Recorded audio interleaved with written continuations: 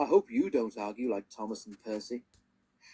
Let's see how they get on now in the next story, which is called The Runaway. Percy was soon mended, but one morning Thomas woke feeling ill. The Fat Controller sent him to the big station to see if they could make him better there, but it was no use. Edward must take you to the works, the Fat Controller told him. Then he went to see Duck. I want you to go and help Percy and Toby while Thomas is ill, he said. Donald and Douglas will do your work here until Thomas comes back. Duck was delighted. He knew Percy already, and it wasn't long before he'd made friends with Toby, Terence, and Bertie. Percy, who was still cross with Thomas, was glad to have someone new to talk to. Even Annie and Clarabel were impressed.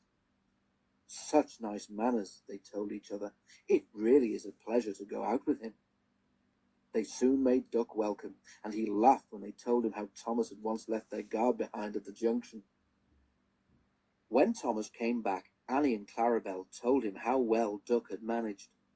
Though Thomas was jealous at first, he was so pleased to be home that he soon forgot it. But he didn't forget the affair with the coal. Percy was careful to keep out of his way. The works had left Thomas's handbrake very stiff. It made his brakes seem as if they were on, when in fact they weren't, and Thomas's driver and fireman soon learnt to be extra careful. But one day Thomas's fireman was ill, and a relief man took his place. At the junction, Thomas ran round Annie and Clarabel. While his driver chatted to the station master on the platform, the fireman fastened the coupling. The driver had told him about Thomas's brake, but unluckily he had forgotten. When he had finished with the coupling, he joined the driver and station master on the platform. Thomas simmered happily. In the distance, Henry appeared. Not long now, thought Thomas. At that moment, Thomas felt his wheels begin to move. He tried to stop, but he couldn't without his driver and fireman. He tried to whistle a warning, but he couldn't do that either. The guard shouted from the platform, but that did no good. The guard, driver, and the fireman were all stranded, and the passengers were left on the platform staring. Thomas, Annie, and Clarabel gathered speed out of the station. The empty coaches shrieked as they rounded the curve, but Thomas, with plenty of steam, kept on going.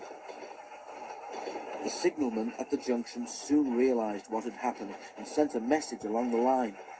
An inspector prepared to stop the runaway at the station near the airfield, where Harold the helicopter stood ready in case of emergency. But Thomas was still going much too fast. Quickly, the inspector climbed aboard Harold, and they took off. I must get there in time, I must, he whirred anxiously. Below, Thomas was tiring. I need to stop, he panted wearily. Annie and Clarabel held back as they went uphill.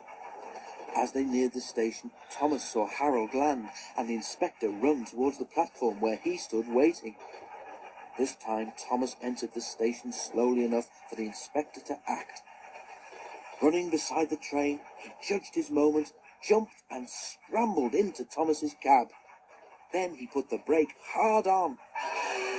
With a sigh of relief, Thomas stopped. The inspector mopped his brow.